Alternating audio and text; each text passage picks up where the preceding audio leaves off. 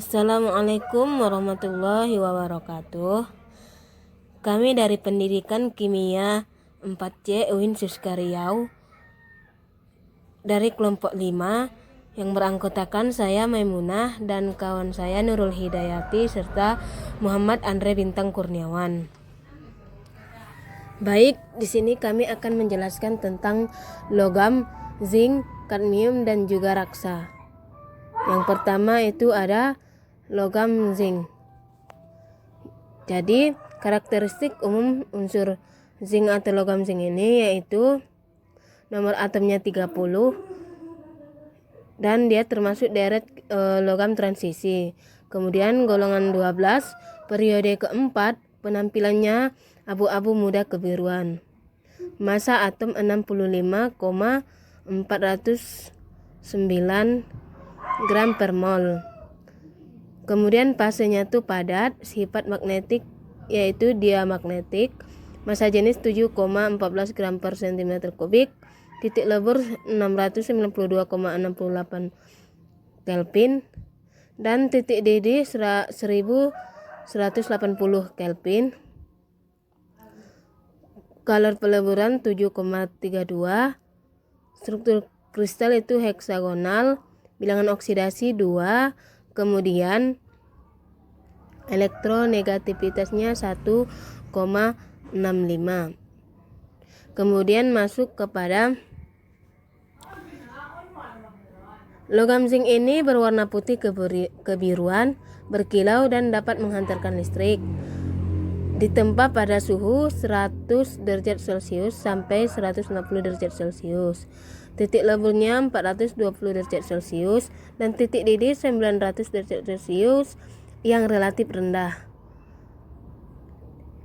Zinc ini agak keras dan banyak dipakai sebagai logam paduan. Hampir tidak termakan oleh udara. Kemudian manfaat dari atau kegunaan dari zinc ini yaitu sebagai pelapisan zinc pada baja untuk mencegah perkaratan. Penggunaannya pada baterai dan alloy, zinc karbonat dan zinc glukonat untuk suplemen makanan dan zinc klorida pada deodoran dan pada zinc pyrithion yaitu untuk sampo anti ketombe, zinc sulfida yaitu untuk cat berpendar, dan zinc metil ataupun zinc dietil di laboratorium organik. Kemudian masuk kita kepada logam yang kedua yaitu kadmium. Kadmium adalah logam kebiruan yang lunak termasuk golongan 2B pada tabel periodik dengan konfigurasi elektron Kr 4d10.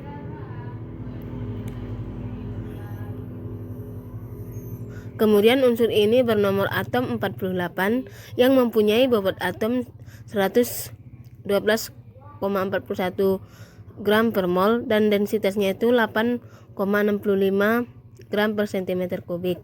Titik didih dan titik lelehnya berurutan yaitu 765 derajat Celcius dan 320,9 derajat Celcius.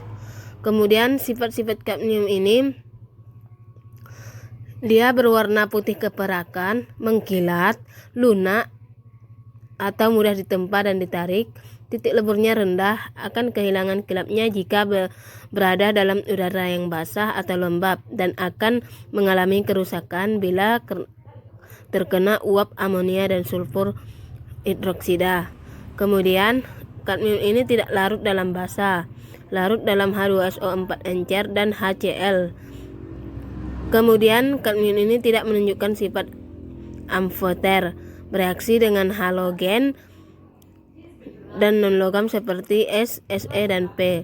Kemudian logamnya cukup aktif dalam udara terbuka, jika dipanaskan akan membentuk asap coklat. Kemudian memiliki ketahanan korosi yang tinggi. CdI2 larut dalam alkohol. Kemudian penggunaan kadmium ini bahan berwarna dalam industri plastik dan pada entroplating yang digunakan sebagai pemandu peluru kendali. Substansi dari alloy kadmium ini digunakan sebagai bahan solder. Kadmium nitrat sangat berguna dalam pengembangan reaktor nuklir. Senyawa CDS dan CDSES banyak digunakan sebagai zat warna. Kemudian senyawa kadmium sulfat digunakan dalam industri baterai. Kadmium bromida dan kadmium ionida secara terbatas digunakan dalam dunia fotografi. Kemudian digunakan juga untuk pengolahan roti, pengolahan ikan, pengolahan tekstil dan lain-lain. Kemudian masuk kita kepada logam yang selanjutnya, yaitu raksa. Raksa ini secara umum memiliki sifat sebagai berikut, yaitu berwujud cair pada suhu kamar, yaitu 25 derajat Celcius dengan titik beku paling rendah minus 39 derajat Celcius. Masih berwujud cair pada suhu 396 derajat Celcius. Pada temperatur 396 derajat Celcius ini telah terjadi pemuaian secara menyeluruh. Kemudian merupakan logam yang paling mudah menguap jika dibandingkan dengan logam-logam yang lain. Kegunaan raksa ini yaitu untuk amalgama gigi, sebagai tambal untuk gigi, kemudian sebagai fungisida, proses penambangan emas, gas klor, soda kaustik, termometer, dan juga baterai. Merkuri atau air raksa ini dilambangkan dengan Hg, akronim dari hydrogium yang berarti berat cair, yang merupakan golongan logam berat dengan nomor atom 80 dan berat atom 200,59 yang terletak pada golongan 2B pada sistem periodik. Merkuri ini adalah salah satu jenis logam yang banyak ditemukan di alam yang tersebar dalam batu-batuan, biji tambang, tanah, air, dan udara sebagai senyawa anorganik dan organik. Merkuri ini merupakan logam dalam keadaan normal berbentuk cairan berwarna abu-abu, tidak berbau, tidak larut dalam air, alkohol, eter, asam hidroksida, hidrogen bromida, dan hidrogen iodida. Larut dalam asam nitrat, asam sulfur panas, dan lipid, tidak tercampur dengan oksidator, halogen, bahan-bahan yang mudah terbakar, logam, asam, logam karbit, dan amina.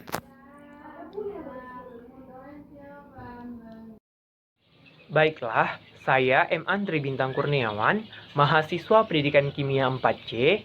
Di sini saya akan menjelaskan mengenai materi peran biologi zinc, sifat toksisitas kadmium, dan sifat toksisitas raksa. Yang mana yang pertama, saya akan menjelaskan mengenai peran biologi zinc. Zinc merupakan salah satu faktor mineral mikro yang dibutuhkan bagi setiap sel di dalam tubuh. Nah, kecukupan mineral ini penting dalam menjaga kesehatan secara optimal. Fungsi zinc sebagai kofaktor, berbagai enzim, struktur dan integritas sel, sintesis DNA, penyimpanan, dan pengeluaran hormonal, imunotransmisi, dan berperan dalam sistem tanggap kebal, yang mana kejadian ini dikaitkan dengan perubahan fungsi sistem tanggap kebal seperti menurunnya fungsi sel B dan T, menurunnya fagositosis, dan menurunnya produksi sitoksin. Pada defisiensi zinc yang parah ditandai dengan menurunnya fungsi tanggap kebal dan meningkatnya kejadian infeksi. Yang mana defisiensi zinc ini dapat menyebabkan penurunan nafsu makan, dermatitis, pertumbuhan lambat, kematangan seksual lambat, infertilitas, dan imunodefisiensi. Serta zinc mampu berperan di dalam meningkatkan respon tanggap kebal secara non-spesifik maupun spesifik.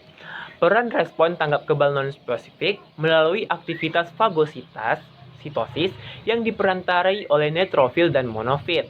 Sedangkan peran respon tanggap kebal spesifik meliputi humoral maupun seluler yang diperantarai oleh sel limfosit B maupun sel limfosit T. Pemberian zinc mampu meningkatkan kinerja sel likrosit melalui stimulasi produksi tumor nekrosis faktor alfa oleh sel monosit, sehingga kemampuan fagositosis meningkat. Dan yang terakhir, zinc juga mampu meningkatkan produksi limfokin yang menyebabkan sel limfosit mampu berdiferensiasi dan berprolifera. Selanjutnya, yaitu sifat toksisitas kadmium, yang mana ginjal dan hati merupakan organ sasaran dalam kadmium di dalam tubuh. Hal ini dikarenakan adanya interaksi antara logam kadmium dengan gugus sulfurhidril dari protein yang terhambatnya aktivitas enzim. Keracunan yang bersifat kronis ini disebabkan oleh daya racun yang dibawa oleh logam kadmium terjadi dalam selang waktu yang sangat panjang, yang mana peristiwa ini terjadi karena logam kadmium yang masuk ke dalam tubuh itu dalam jumlah yang sangat kecil sehingga dapat ditolerir oleh tubuh pada saat tersebut. Akan tetapi karena proses masuknya itu terjadi secara terus-menerus, secara berkelanjutan, maka tubuh pada batas akhir tidak lagi mampu memberikan toleransi terhadap daya racun yang dibawa oleh kadmium. Keracunan yang bersifat kronis ini membawa akibat yang lebih buruk dan penderita yang lebih menakutkan bila dibandingkan dengan keracunan akut. Nah, dalam keracunan kronis yang disebabkan oleh kadmium ini, umumnya berupa kerusakan pada banyak sistem fisiologis tubuh. Sistem-sistem tubuh yang dapat dirusak oleh keracunan kronis logam kadmium ini ialah sistem urinaria atau ginjal, pernafasan atau paru-paru, darah, dan jantung. Serta keracunan kronis tersebut juga merusak kelenjar reproduksi, sistem penciuman, dan bahkan dapat mengakibatkan kerapuhan pada tulang.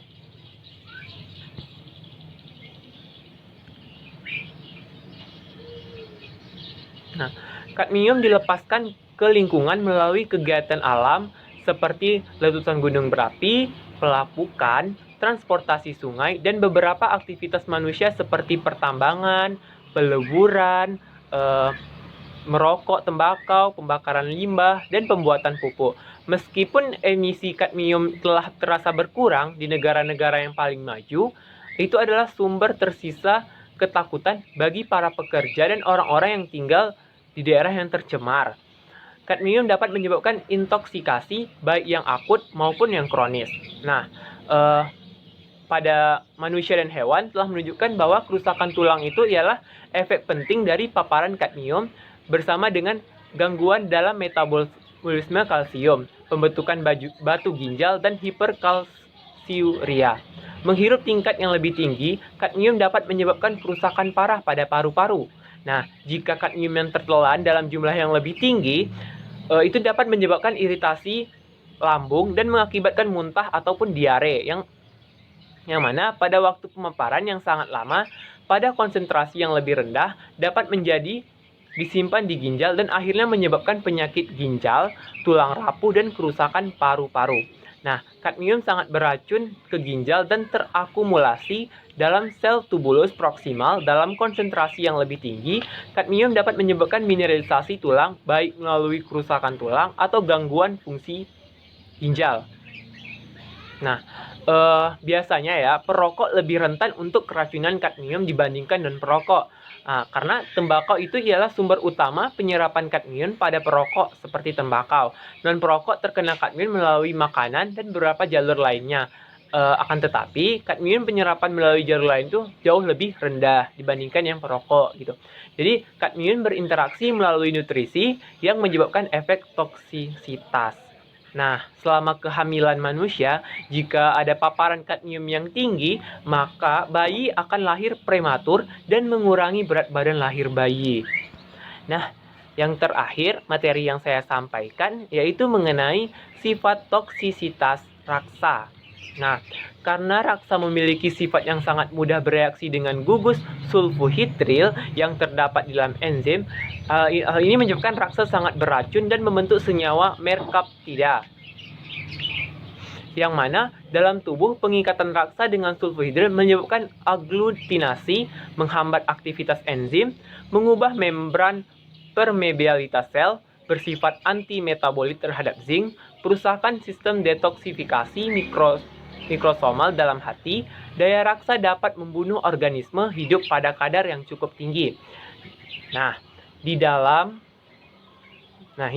dalam jaringan tubuh hewan-hewan, air merkuri dapat terakumulasi melalui proses bioakumulasi dan biomagnifikasi, sehingga kadar merkuri dapat mencapai level yang berbahaya bagi kehidupan hewan, air, maupun kesehatan manusia. Baiklah, sekian dari penjelasan saya. Baiklah, saya akan melanjutkan materi yang selanjutnya, yaitu mengenai sumber-sumber logam zinc, kadmium, dan raksa, dan ekstraksi dari logam zinc dan raksa. Yang pemasuk yang pertama yaitu mengenai sumber logam zinc. Zinc atau Zn itu adalah unsur kimia yang memiliki nomor atom 30 dan nomor massa atom relatif 85,39 gram per mol. Dan zinc ini ditemukan oleh Andreas Marggraf di Jerman pada tahun 1764. Nah, sumber dari logam zinc. Zinc ini dapat kita peroleh bebas di alam dalam bentuk terikat. Mineral-mineral di alam yang mengandung logam zinc yaitu diantaranya adalah kalamin, franklinite, smithsonite, willemite, zincite, dan dapat kita jumpai juga dalam sphalerite atau zinc blende yang berasosiasi dengan sulfida. Yang selanjutnya itu adalah sumber logam kadmium. Nah, kita dapat menemukan logam kadmium ini dalam bentuk mineral granokit yang biasanya itu bercampur dengan mineral seng sulfida. Yang selanjutnya, sumber logam raksa. Raksa adalah logam yang berwarna keperakan atau keabu-abuan yang memiliki nomor atom 80 dan pada suhu kamar cairan dari raksa ini akan mudah menguap. Nah, sumber dari logam raksa ini kita dapat menemukan di kerak bumi yaitu sekitar 0,08 mg per kilogram. Nah, dan di udara ini kita dapat menemui logam raksa ini dalam bentuk deposit mineral dari alam dan dari area industri. Dan jika di dalam tanah, logam raksa ini berasal dari deposit alam, buangan limbah, dan aktivitas vulkanik.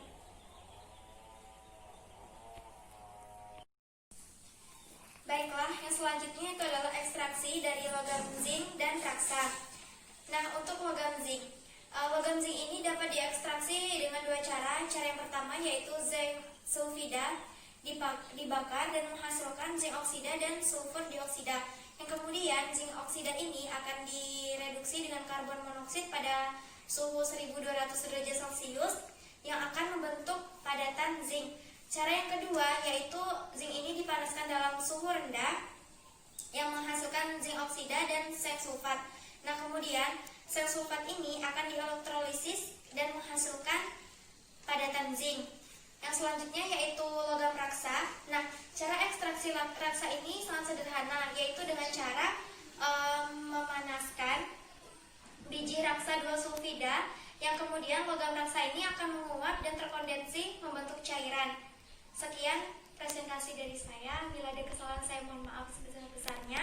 Wassalamualaikum warahmatullahi wabarakatuh.